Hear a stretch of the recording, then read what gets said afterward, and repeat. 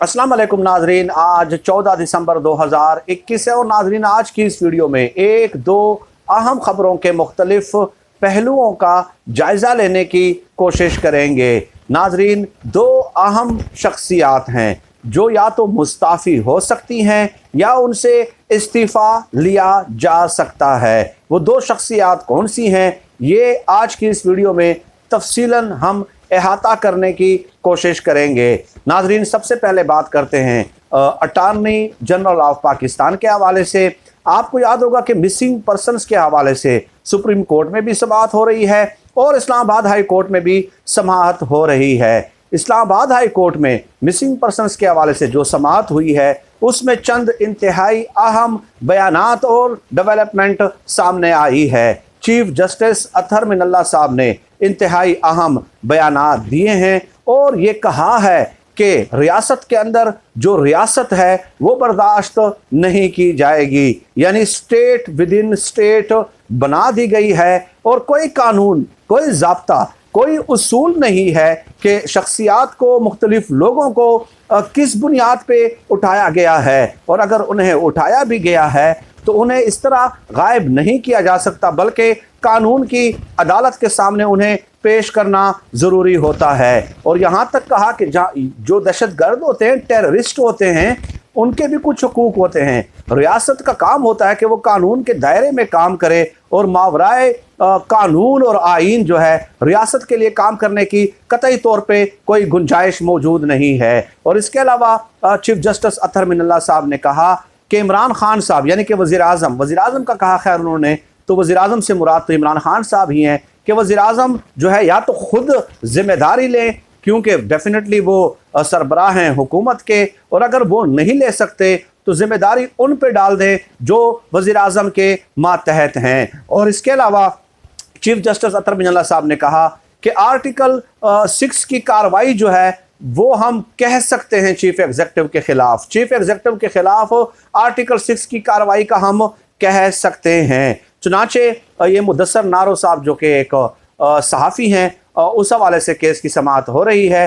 तो यहाँ पे नाजरीन जो है उन्होंने बड़े इंटरेस्टिंग रिमार्क्स दिए अटॉर्नी जनरल खालिद जावेद खान साहब ने, और उनसे तासुर ये मिलता है डेफिनेटली कि उससे हुकूमत यकीनन नाराज़ होगी। इमरान खान साहब यकीनन उससे नाराज़ होंगे कि उन्होंने हुकूमत को मुकम्मल तौर पे डिफेंड नहीं किया, बल्कि कुछ ऐसे रिमार्क्स दिए हैं जो कि यकीनन वज़ीर आज़म के लिए काबिल कबूल नहीं होंगे। उन्होंने कहा कि आप आर्टिकल 6 के तहत कार्रवाई का कहते हैं, अटॉर्नी जनरल ने कहा, तो जनाब गुजारिश ये है कि जिनके खिलाफ आर्टिकल 6 की कार्रवाई शुरू की गई थी, क्या हमने उसको मंतकी अंजाम तक पहुंचाया है? यानी वो जनरल मुशर्रफ साहब की बात कर रहे थे, तो ये अदालत को उन्होंने एक टांट किया है। और दूसरी तरफ फिर अदालत ने कहा, चीफ जस्टिस ने कहा कि हॉल ऑफ शेम, ठीक है, एक हाल बना देना चाहिए और उनमें इन चीफ एग्जीक्यूटिव्स की तस्वीर लगा देनी चाहिए। तो अटॉर्नी जनरल ने कहा कि बात यह है सर कि अदालती फैसलों से यहाँ पे इस मामले पे फ़र्क नहीं पड़ने वाला, बल्कि अगर अवाम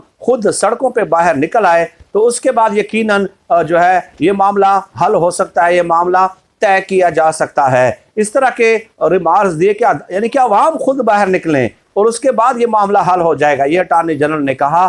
तो डेफिनेटली इमरान खान साहब जब अपोजिशन में थे तो मिसिंग पर्सनस के हवाले से बहुत ज़्यादा बातें करते थे, बहुत ज़्यादा दावे भी किए, उन्होंने वादे भी किए लोगों के साथ, लेकिन अब वो मिसिंग पर्सनस के हवाले से खामोश नज़र आते हैं। तो अटॉर्नी जनरल का जो मौक़िफ़ था अदालत में वो इमरान खान साहब के मौक़िफ़ के बरअक्स था।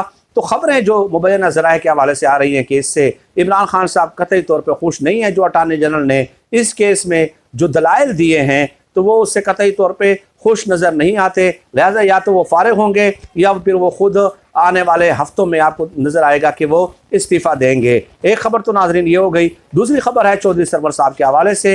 इमरान खान साहब लाहौर गए, चौधरी सरवर साहब से मुलाकात भी की, लेकिन डेफिनेटली इमरान खान साहब के नोटिस में जो है ना मुख्तलिफ रिपोर्ट्स ऐसी मौसूल होती रहती हैं कि चौधरी सरवर साहब ऐसी कुछ लॉबिंग कर रहे हैं कि वो तहरीक इंसाफ से खुश नहीं हैं, तहरीक इंसाफ से खुश नहीं है, और ख़ुद इमरान खान साहब भी उनसे खुश नज़र नहीं आते और उनकी तमाम तर सरगर्मियों की जो रिपोर्ट्स हैं वो इमरान खान साहब को मिल चुकी हैं। चुनाचे आने वाले हफ्तों में आपको ये भी नज़र आएगा कि चौधरी सरवर साहब को भी या तो फारिग किया जाएगा या वो इज्जत से खुद हालात को देख कर, हालात को भांप कर वो खुद ही जो है इस्तीफ़ा देने के लिए तैयार हो जाएंगे। तो ये दो अहम शख्सियात हैं जिनके हवाले से ये ख़बरें आ रही हैं कि हुकूमत के लिए अटॉर्नी जनरल तो हर जगह तो नहीं, लेकिन इस केस में डेफिनेटली उन्होंने जो रिमार्क्स दिए, जो दलाइल दिए हैं, तो वो डेफिनेटली अलार्मिंग हैं, अलार्मिंग ज़रूर हैं।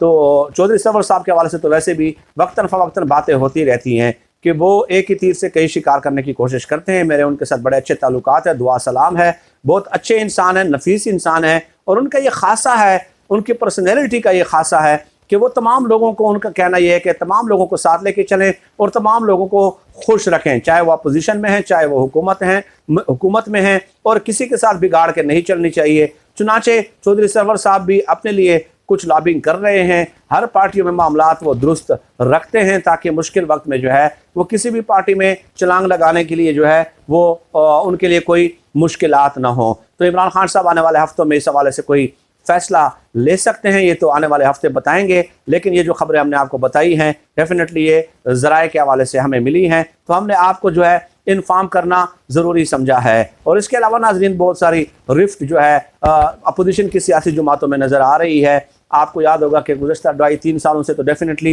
वो बयानात दे रहे हैं और सिर्फ बयानात की हद तक महदूद है और कोई अमली इकदाम उन्होंने आज तक नहीं उठाया। लेकिन अब वो खिचड़ी बना रहे हैं, हर एक उनमें से एक खिचड़ी बनाने की कोशिश कर रहा है।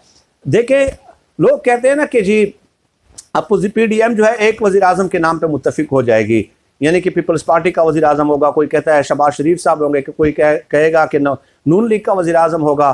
तो भाई बात यह है कि शरीफ ख़ानदान के अंदर शदीद तरीन इख्तिलाफ़ात इस हवाले से मौजूद हैं कि हमारे अंदर से वज़ीर आज़म कौन बनेगा। एक ही पार्टी के अंदर वो मुत्तफिक नहीं है, एक ही घर के अंदर, एक ही छत के नीचे, ठीक है, वो मुत्तफिक नज़र नहीं आते।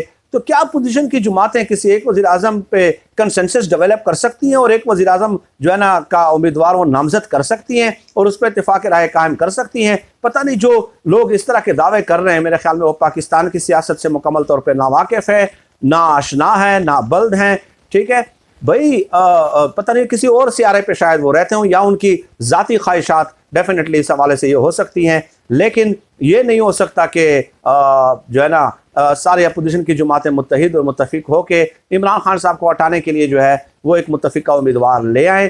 तहरीक अदम एतमाद के हवाले से बातें की जा रही हैं, लेकिन उस हवाले से भी कोई इनकी सफ़ों में इत्तेफाक राय मौजूद नहीं है। ये कन्फर्म खबर मैं आपको दे रहा हूँ। तो फ़िलहाल हुकूमत को कोई ख़तरा नहीं है, लेकिन हुकूमत को अब जो आखिरी 1-1.5 साल है उसमें अपनी परफॉर्मेंस पे तवज्जो देनी होगी ताकि जो मामलात रह गए कुछ तो किसी हद तक हल हो जाएं। उसके बाद ही हुकूमत के लिए नेक्स्ट इलेक्शन में जो है रास्ता हमवार हो सकता है। फिर वक्त नाज़रीन, आज की इस वीडियो में इतनी गुजारिशात पेश करनी थी। अल्लाह पाक हम सबको खल्क़ खुदा के लिए आसानियाँ पैदा करने की तौफ़ीक़ अता फ़रमाए।